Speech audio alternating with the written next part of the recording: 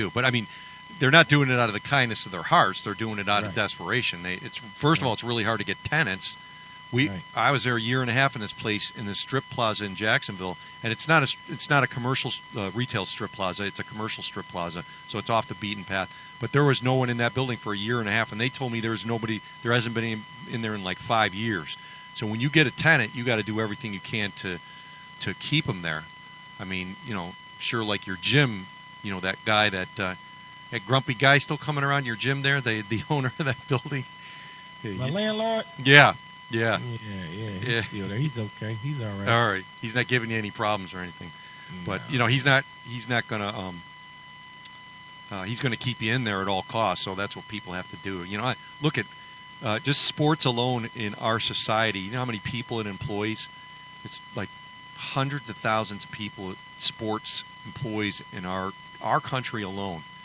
And I'm talking about everything from the stadiums to the workers to TV crews to boxing commissions to sports commissions to state people that have to. I mean, there are a lot of people wrapped up in just sports alone. Forget restaurants.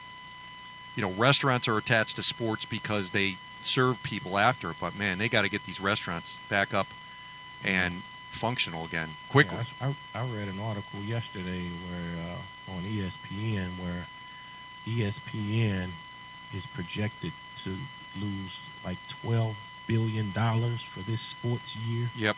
By being affected by the coronavirus. Yep.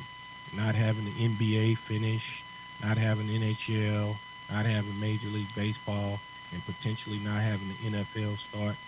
They're projecting to lose like $12 billion. Yeah, that's amazing. Well, I've been following the stock price of Disney, which is amazingly holding. It's just been hovering around $100, but it was $154 before the stock market crash. But it's amazingly holding its value. So is a lot of the stock market, which is a crazy thing.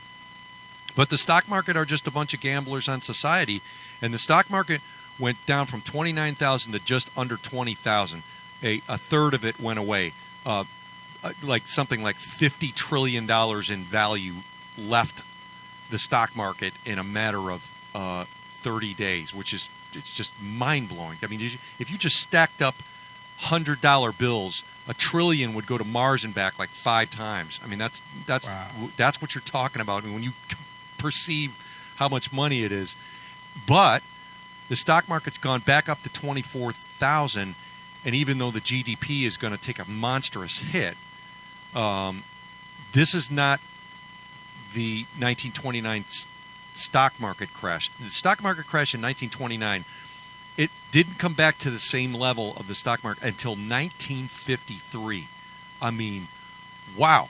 It's like 25 years later, man, the stock market came back. That's not going to happen here. It's already coming back, which is a good sign.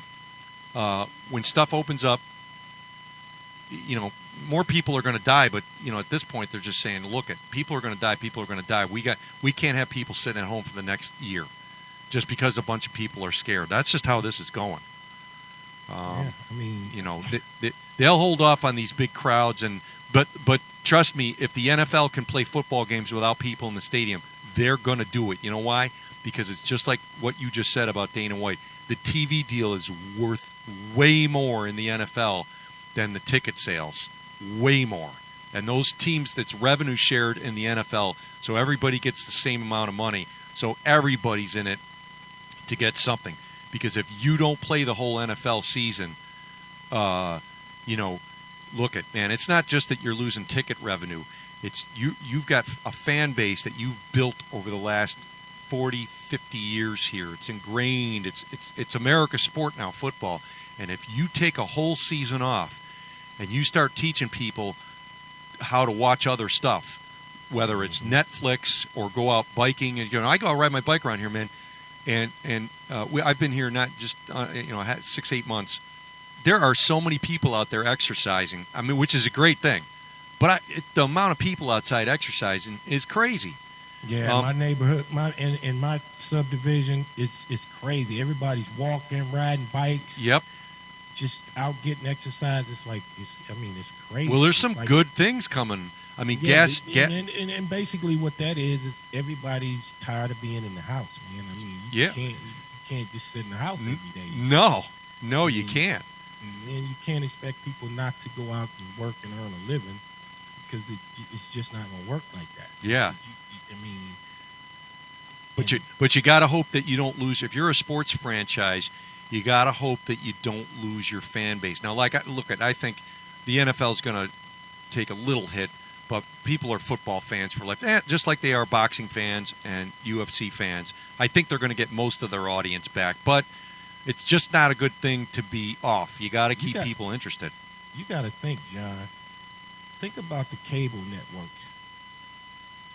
They're not offering anything but reruns, old sports, old reruns I mean, there's nothing current, there's nothing live in terms of sports programming right now. But people are still paying cable bills. Yeah. You know what I'm saying? No. You're still paying this $150 cable bill. Yeah. And you're looking at the 2008 NBA Finals and 1983 Super Bowls, and it's not going to work. They gotta get some live content back on TV. Yeah. I don't understand why they don't. I watch TV, especially sports programming, a lot just because I like to see, and I look at ratings and stuff. It's pretty interesting. I'm surprised that they haven't brought poker. Poker is a huge thing. It's a huge draw on ESPN. It's up there it's in the top 25% of audiences for their programming outside of the NFL or the NBA. It's up there with it. I'm surprised that they haven't done that because that doesn't. You only need 3 guys, and you can put on masks. You don't have to touch each other. I'm surprised they haven't brought that back right away. That's an easy one to bring back. That surprised me. Anything that's a non-contact sport or something, I think they'd bring it back. I mean, NASCAR is going to be able to bring it back quite easily. NASCAR can do everything they need to do without any problem, and they will get a big audience to watch car racing. But these other guys with contact sports and these crowded stadiums, man, I heard Dr. Fauci say they're very positive that they may have a vaccine for this thing by December. But man, they got to get shit back together because the fallout on our economy. I mean, just look at the gas prices. I saw somebody put a picture up of a gas price of 72 cents. And I don't know what city the guy was in, but that's pretty crazy shit. That's like the 70s, man. Yeah, you see those the residents out in California. They're trying to block them from going out. They're trying to get out on the beach up in Huntington, California. Yeah, I saw that. I just sent you the video. Put that up on the screen. Okay, hold on one second. You said you emailed. Did you see in Michigan where the guys, the protesters showed up armed with shotguns? Yeah, we were talking about that last night on Nate's show. They had AR-15s. They were slung on their side going into that Capitol building there. Yeah. It's hey man, this is crazy. Hey, did you email that or text it to me? I texted to you. Oh, okay. This is something out of a horror movie. I'm telling you, it's nuts. It's insane. Yeah. I mean, this thing is shutting down everything. I mean, everything. Now they're talking about Tyson's food and the meat. You got to be careful with the meat, man, because they're saying the coronavirus is in a lot of the meat. Did you hear about that? Yeah. That whole thing going on there with Tyson Foods and the people getting infected is absolutely crazy. It's dangerous. But that's no big deal. Don't worry about it, John. It's just that Huntington Beach deal. Yeah, but that's when you're talking about the meat getting affected. So you got to be careful with in terms of what type of meat that you buy. I mean, I don't eat meat anymore, so it's been a year. I eat insane, man. Yeah, it is. Well, so what they said was with the Tyson food plants getting shut down and a couple of these other big plants, because these guys work side by side. They're right next to each other. I mean, they were side by side. They're wet with meat and shit. Like it's the worst situation for these guys. But they said with these plants shut down, they would be effectively shutting down something like 30 to 40% of the meat production in this country, which would create an inflationary effect that would be devastating to the food to the supply chain. So Trump ordered Tyson Foods and those other guys to open back up and produce meat. I mean, that's like that wartime act thing where he can order a business to start production or continue production of something that's critical to the supply chain in the country, and he did it. But they're not real happy. The employees are like, "What shit, man? They weren't even giving them masks to wear or anything." And it's plus that food's going on. Who knows? I mean, they say the coronavirus doesn't last very long, doesn't last on food or anything, but who knows? I'm not doubting anything. I just think that the problem is they haven't tested everybody, and I think the percentage of people dying might be lower than the flu. The flu is about 0.3% of the population dies from it when they get it, and this may end up being 0.1% once they test everybody with the antibodies and see exactly who was exposed to it. Because, geez, man, I haven't left work. I've been at work, and I've got 40 people in my building that work there. So you working around 40 people every day? Yes. Wow. Well, there's not 40 in there right now. There's about 28, 29 people. Yeah, we're all in the same room. I'm not in an office. I'm walking around. It's at this point, what are you going to do? I've been exposed to everybody. No one's gotten sick. We haven't. But, we had the flu go around inside there about a month and a half or 2 months ago. 2 girls got sick. They got the flu. They were coughing, sneezing. Only 2 got sick. The rest of us didn't get sick. It could have been that. How do you know it wasn't a coronavirus? We don't. That's the thing. That's the thing is we don't know that was it. One girl, one of my girls, the week before the whole kind of shutdown happened, she went to Jamaica on a plane and came back. The other dude went to Cancun 2 weeks before, and he came back sick. And he went to the hospital, and they kicked him out. They said he went to St. Vincent's Hospital right up the street, and they had guards at the front, and they said, he goes, "I want to test," and they said, "Get out." Police came and escorted him out the front door, said, "Go to an urgent care place." He went to the urgent care place.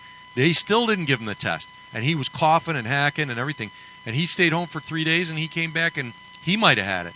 He might have had it, man. Wow. Sounds like it. Look at my son had it. JJ had it and got over it, and he was sick, and he was pretty ill. He told me, "Dad, that's the sickest I've ever been with a flu." He said, "My whole body hurt. I had a headache for 5 days. He had every single symptom. Headache for 5 days, fever going up and down. He lost taste in his mouth, and he had a crazy cough going on. But he got over it, and he was back to work a week and a half ago." Yeah. So, but I give Dana White credit for at least getting out here trying to get his people back to work and giving them an opportunity to go out and earn a living. I mean, you got that video queued up, John? Yeah, I do. Hold on. Dana's talking to Kevin Iole. I got it right here. Hang on one second. I'll bring it up for you. He's getting a lot of flack. How do you get things back to normal? But do you got the video? Yeah, it's going. Hold on. The only way to find out is to get out there and start doing it. We're going to spend a lot of money. This isn't going to be cheap. It's going to be expensive. Every time that no, that's not the one I'm worried talking about safety. about. Okay, yeah. Let me just play this one through. The commission, the referees, my staff that's going to be there. It's not cheap. It's expensive. It's hard, but somebody's got to take the first step and get out there. Can't just stay in houses till next December. I got another interview with Kevin Iole. Is that the one you're talking about? Yeah. Okay, yeah. hang on. I got that right here. Hang on. Joining me right now is a guy who just made a big announcement. Not one, not two, but 3 fight cards have been announced. Dana White from the UFC. Hi, Dana. How are you? What's up, buddy? So UFC 249 going on at ViStar Veterans Memorial Arena in Jacksonville. I noticed the mayor's comment was kind of interesting. And he talked about the impact to the economy. And I can't imagine it's going to impact the economy like a normal UFC fight would, because you're going to have no fans, right? So Right. where's he coming from with this economic impact and revitalizing Florida, where he's talking about? Listen, the commission's still going to make money on the thing. They're going to make money. And at some point, Kevin, we have to figure out, how do you get things back to normal, but do it in a really safe way? Mm-hmm. The only way to find out is to get out there and start doing it. Mm-hmm. You know, we're going to spend a lot of money. This isn't going to be cheap. It's going to be expensive. Every time that you're worried about safety, health and safety of everybody, the fighters, right, the commission, the referees, my staff that's going to be there. It's not cheap. It's expensive. It's hard, but somebody's got to take the first step and get out there. Can't just stay in houses till next December. We wonder if fighters as independent contractors, you worry about guys that can't pay their bills and that type of thing. So I guess I was asking, are they going to get like, a UFC stimulus check every month, until they're back?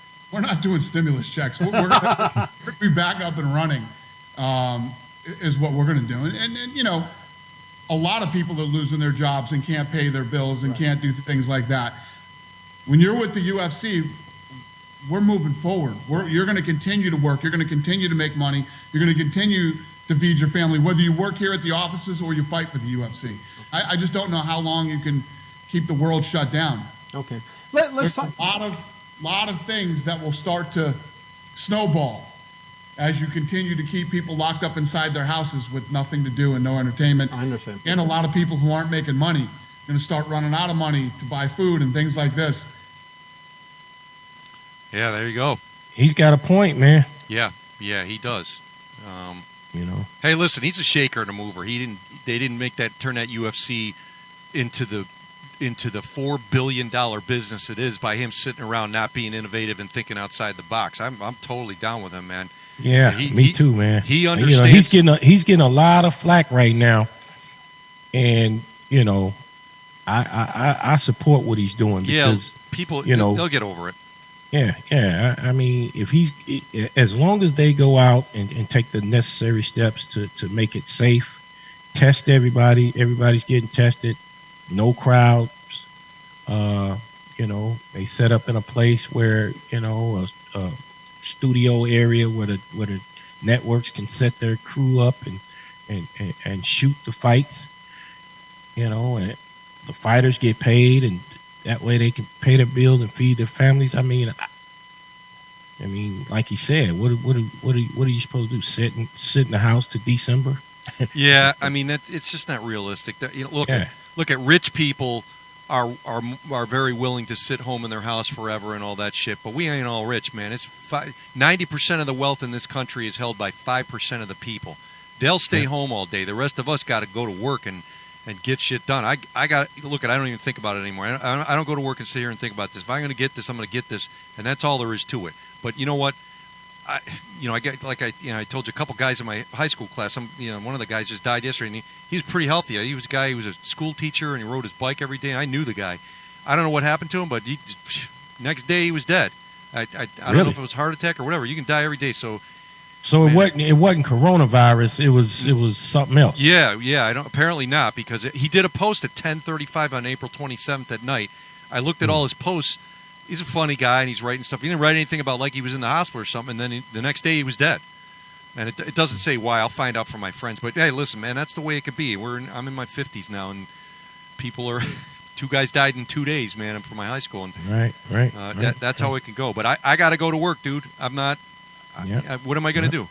I'm going to stay home because I'm – if I get sick, you got to depend on the medical – people to do what they got to do on it, but if it ends up being 0.1%, 0.01% of the people die from it, it's not a lovely thing to sit and think about that you got a 1 in 10,000 chance of dying.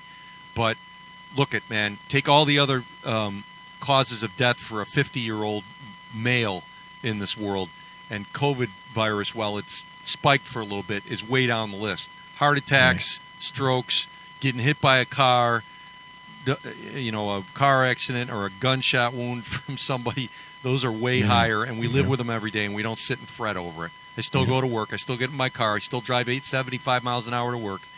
Life's got to go on, and that's going to be the lesson here at the end of the day. It's just I feel bad for people. Look, it's 40% of our population does not have $400 in the bank. Think about that. Our population has 330 million people. 157 million people were working as of March 1st. As of this last week, 127 million people are working, still working. That means there's 200 million people not working in this country. Wow. And 40% of the people don't have $400 in the bank. And you ain't getting a job right now, man. You ain't getting one. If you're not able to sling packages for Amazon or do some kind of crazy job out there that's nobody else wants to do, you're out of work. And the rent doesn't wait. You know, those landlords, they might let commercial properties go, but they're not letting you and me go. We're paying the rent. Trust me. This house, you paying that. You better make that mortgage payment, or it's gonna be a problem. yeah, man. I'm renting this house, and I guarantee you, this chick that owns this house ain't waiting 15 seconds for me. And this is a state that has really tough real estate laws. There's a real estate law that was drafted in 1980. It's the Fair Rental Act, but that allows a landlord to file for an eviction the day after your rent is due. Now, you might have a grace period of a couple of days, but they have the legal right to go and file for an eviction. And by the way, that eviction is a public record that never goes away. It doesn't go away after 7 years or anything. They file for an eviction. That is on your permanent civil record forever. It may come off your credit report, but it's not. So there are going to be a lot of people in this state of Florida out on the street. That's going to happen. John, I thought you were buying that house, man. I don't. My wife loves this house because it's got the deer in the backyard and all this. Yeah, craziness. I see all the posts with all the deers running around. They're out there right now. They were just before I came on the show. They were out there, Bambi, and we got a whole family of deer. My wife loves it, but we're just going to stay here for 4 years while my son goes to Creekside High School. Creekside High School is the 30th best high school in the state, and it's the 500th best high school in the country. It's beautiful. It's like a college. Wow. It's got a huge football stadium. It's like less than 8 years old. Dude, it looks like a small Division III college. It's impressive, man. They got great football team, and man, I'm trying to get my son to go out and run track next year. He's a skinny dude, man. He goes to the gym with me, and he just jumps on the treadmill and runs a mile or two like it's nothing. Doesn't even break a sweat. He's a dude. He rides the bikes with me, and he don't even break a sweat, man. He just got it. Some guys got it. I'm sweating, but that kid just is naturally in shape. He's skinny. He's 5'4", 5'5", and he doesn't even weigh 100 pounds. So what's the vibe up in Jacksonville right now with all the sports? You got the UFC coming up there, and you got potentially some fights being promoted in Jacksonville. Yeah. Another thing, did you see where the NBA is considering going to Disneyland, Disney World in Orlando to finish out the season? Yeah, because that arena, the state has basically green-lighted that arena where the UFC or the WWE guys are doing it. They've sort of green-lighted that whole complex there to do events at. So everybody's saying, "Hey, man, you got to find a place to do it. Let's go do it there." And look at this governor here, the new governor DeSantis he's a pro-Trump guy and a super pro-business, everything guy. Look at this. If you're into sports, this is the place to be, man. He's going to greenlight everything, man. Look at shit opens tomorrow. My son's girlfriend is going back to work at a restaurant. I think she works at Zaxby's. If I'm not mistaken. She's going back to work tomorrow in the restaurant. It's open for business, man. I think people right now, it's risk versus reward, and people are like, forget it, screw it. We cannot sit home and not make money. This is just another risk we got to take, and we're going to do it. And people are kind of looking at it. It's not New York City. There aren't people dying on every single corner. It's just not going that way. The numbers in Jacksonville are, I don't know, there's 20 people have died or something. It's not a lot. Every day, it's probably 200 people die every day in Jacksonville or of other causes. So people look at that and goes, forget it. So you guys have only had 20 coronavirus deaths. Look at let me before I put out that fact. It's not 20, but it's not something, a lot. Something small. It's I'll tell you what it is. Nate had it up on the screen yesterday. And the statistics are pretty hard on it. Let me see. 19 deaths. I was right. 990 confirmed cases, 95 recovered, 19 deaths. That's not a lot of people, man. This is a city of 1 million people. 19 deaths is nothing, man. Dude, you got 1 million people in Jacksonville? Yes, in the Jacksonville metropolitan area. It's the largest area in the largest city in square miles. It's very spread out. It's there are rural parts of the city of Jacksonville. There are farms and horse farms in the middle of Jacksonville, but it's right around 1 million people, all the way outside of Duval County, the Jacksonville metropolitan area. Yeah, but 19 deaths. People are looking at that going, why are we staying home? What are we doing? It's crazy stuff. I went to visit my mom yesterday, and by the way, I'll send you the link tomorrow. They're going to interview me on Zoom on Channel 4. Joy Purdy from Channel 4 picked up the story I posted on Facebook about my mom visiting my mom outside the window.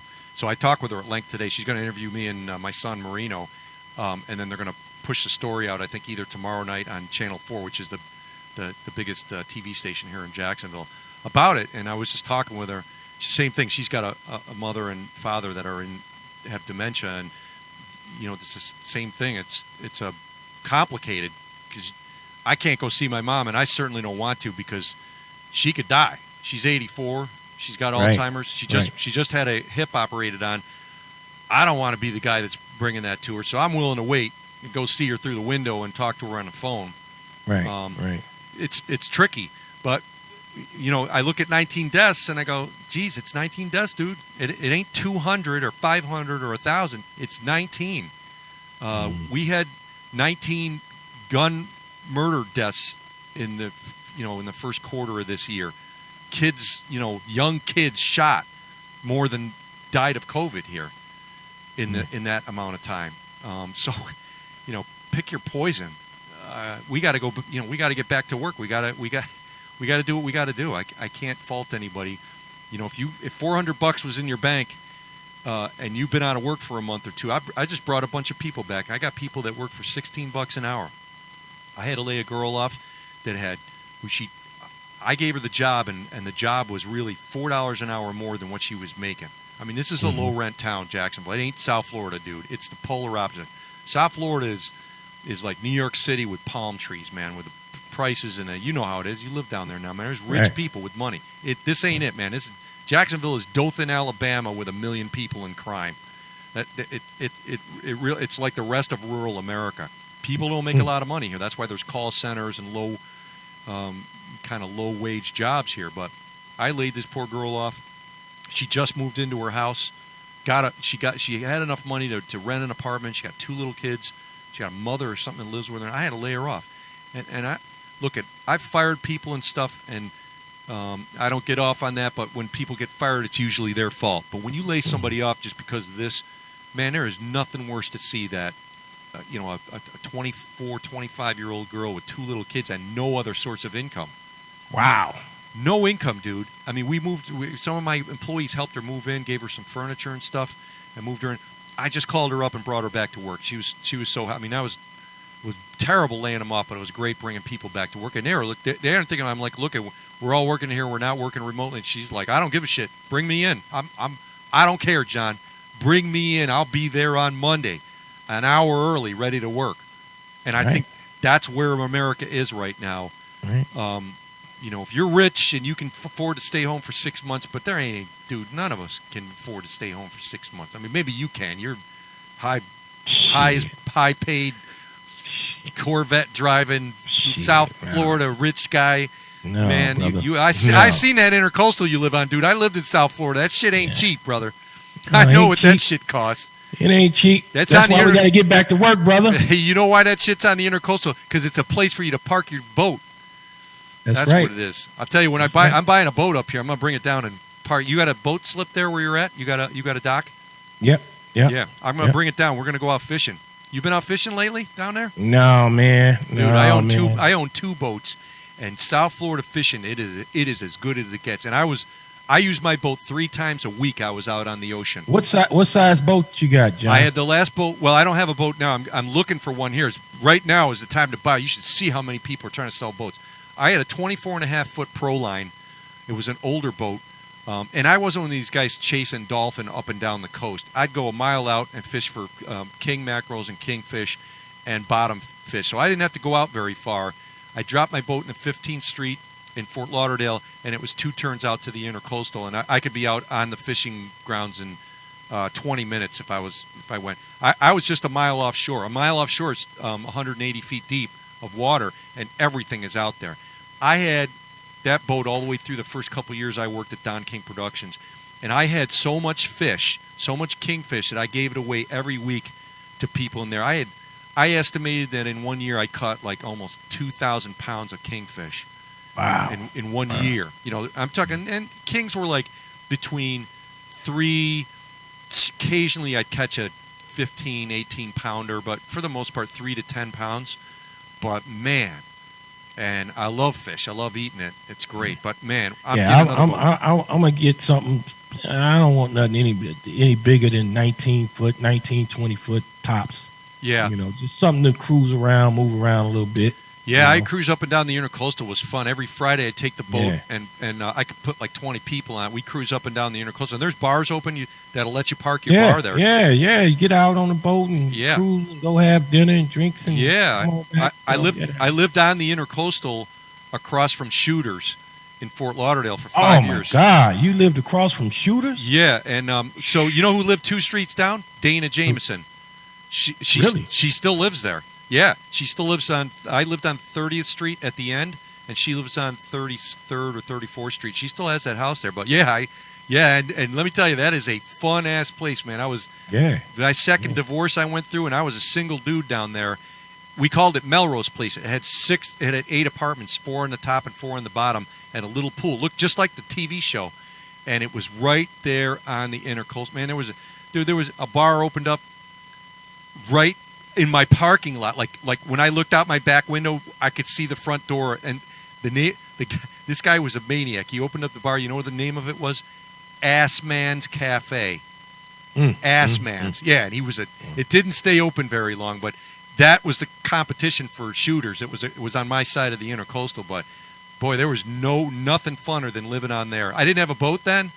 When I had the boat, I lived in Wilton Manors, which was a little bit longer drive up the Intercoastal, but boy, I can't wait to get a boat, man. I'm going to get a boat here. You and me both, man. I mean, for me, I got to buy a used boat, and I know you guys, you'll just go out and plunk down that American Express Platinum card. You got me confused with somebody else. I saw the car you drive, dude. I'm driving a Pathfinder. Look, man, I'll be looking for something. Like you said, it's a lot of you can get a used boat for pretty cheap. Yeah. We come up to Jacksonville, man. This is used boat city, man. Holy man, dude. I'm looking at boats that are like, now I know I'm going to have to do work on it, but I bought a foreclosed house and did all the repairs myself. I'm a pretty handy guy. I can fix engines and do stuff, so I'm not afraid of buying something like that. But you could buy one with an interior that's not in such good shape, man. I was looking at one that was like a 35-foot fishing boat, with few problems. I'd have to put a little bit of money into it. Dude, I'm talking like $8,000. Really? 35-foot boat for $7,000-8,000 bucks? Yeah. You might have to do some engine repairs and stuff, but if you had to put another $10,000 into it, maybe. But a 35-foot boat? Shit, man. I don't want something that big. No, I got to have something I can trailer. And put in the water. And South Florida is a lot better for fishing because you're close to the Gulf Stream. The Gulf Stream goes in and out, but right where you're at in Palm Beach, you're almost just about the closest to the Gulf Stream. So when you go out in the ocean from Palm Beach, you go a mile out and you're in the Gulf Stream where all the Gulf fish are, the kingfish and the billfish and the dolphin and all the other, dolphin, the fish, not the mammal.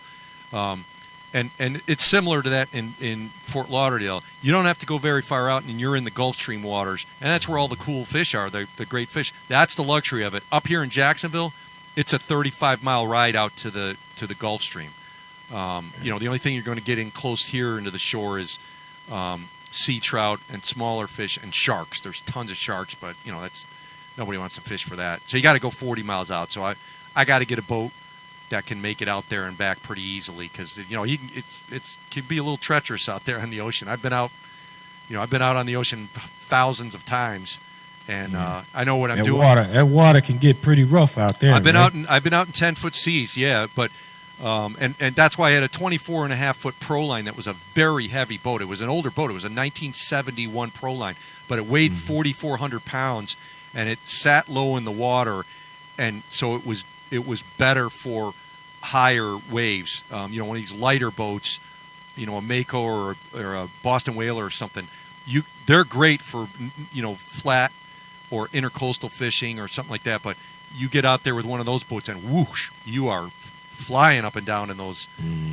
waves. They are pretty unsteady, so you got to be careful about what you buy. But I'm looking forward to it, man. And that's a sport you can do, COVID virus or no COVID. So, John, are you close to the water where you are now?